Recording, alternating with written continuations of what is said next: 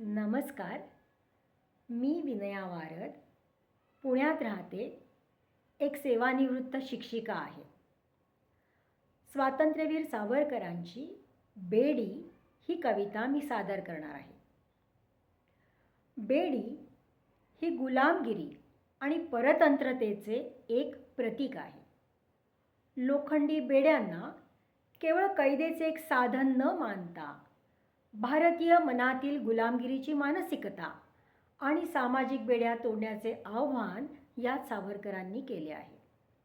यात वैयक्तिक दुःखापेक्षा राष्ट्रप्रेमाचा हुंकार अधिक आहे. उजळीत उजळीत जे काय करी लालसी तू दिवसभरी बंदी. उजळीत उजळीत जे काय करी लालसी तू दिवसभरी बंदी. चांदीचे किंवा ते अलंकार सोनेरी. अजिनची केवळ ती लोखंडी बेडी माझी खंडी. अजिनची केवळ ती लोखंडी बेडी माझी खंडी. जखडोनी माझ्या या पाया स्वेच्छ गती जी चंडी. फोडणी तोडणी जी जाळावी तीच कशी उजळावी.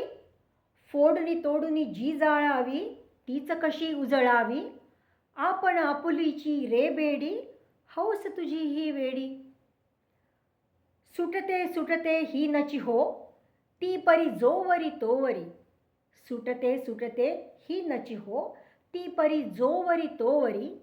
गंजे ती तरी की गांजी या अधिक आपल्या पाया. चरणासी सतत इच्छेच्या जी वेढी घडी कवण विधी निषेधांची ही बेडी. चरणासी सतत इच्छेच्या जी वेढी घडी कवण विधी निषेधांची ही बेडी. जाणे कोणाची निश्चितते परंतु ती मज गमते.